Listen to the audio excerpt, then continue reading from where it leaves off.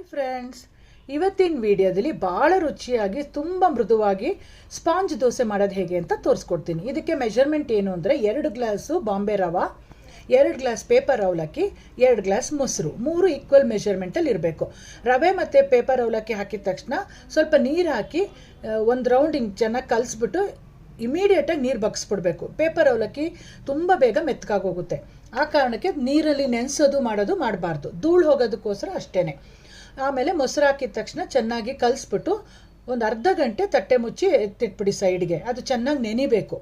ನೆಂದ ಮೇಲೆ ರವೆ ಮೊಸರನ್ನೆಲ್ಲ ಎಳ್ಕೊಂಡು ತುಂಬ ಸಾಫ್ಟಾಗಿ ಆಗಿರುತ್ತೆ. ಈಗ ಮಿಕ್ಸಿ ಜಾರ್ಗೆ ಹಾಕಿ ಚೆನ್ನಾಗಿ ನೈಸಾಗಿ ಪೇಸ್ಟ್ ಮಾಡ್ಕೋಬೇಕು. ಎಷ್ಟು ನೈಸಾಗಿ ಆಗುತ್ತೋ ಅಷ್ಟು ಚೆನ್ನಾಗಿ ದೋಸೆ ಬರುತ್ತೆ. ನಾನು ಒಟ್ಟಿಗೆ ರುಬ್ಬಕ್ಕೆ ಹಾಕದೇ ಇರೋ ಕಾರಣ 2 ಬ್ಯಾಚಲ್ಲಿ ರುಬ್ಕೊಂಡಿದ್ದೀನಿ. ಸೊ ಇದೇ ಥರ ರುಬ್ಬಿಟ್ಕೊಂಡು ರುಚಿಗೆ ತಕ್ಕಷ್ಟು ಉಪ್ಪು ಹಾಕಿ ಒಂದು ಅರ್ಧದಿಂದ 3/4 ಟೀ ಸ್ಪೂನಷ್ಟು ಅಡುಗೆ ಸೋಡಾ ಬಳಸಿದ್ದೀನಿ. ನೀವು ಈನೋ ಸ್ಯಾಚೆಟ್ ಸಿಗುತ್ತಲ್ಲ ಅದನ್ನು ಕೂಡ ಹಾಕೋಬೋದು.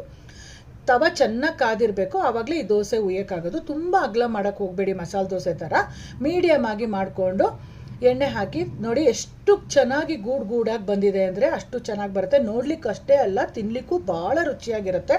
ನೀವೆಲ್ಲ ಒಂದ್ಸತಿ ಈ ಥರ ಟ್ರೈ ಮಾಡಿ ಹೇಗಿತ್ತು ಟೇಸ್ಟ್ ಅಂತ ನನಗೆ ಕಮೆಂಟ್ ಸೆಕ್ಷನಲ್ಲಿ ಹೇಳಿ. ನನ್ನ ಚಾನಲ್ನ ಸಬ್ಸ್ಕ್ರೈಬ್ ಮಾಡ್ಕೊಳ್ಳಿ. ಫೇಸ್ಬುಕ್ಕಲ್ಲಿ ನೋಡ್ತಿದ್ರೆ ಫಾಲೋ ಮಾಡ್ಕೊಳ್ಳಿ. ಇನ್ಸ್ಟಾಗ್ರಾಮಲ್ಲಿ ಕೂಡ ಬರುತ್ತೆ ಸೇಮ್ ವಿಡಿಯೋ, ಅದನ್ನು ಫಾಲೋ ಮಾಡ್ಕೊಳ್ಳಿ ಫ್ರೆಂಡ್ಸ್. Thank you, bye.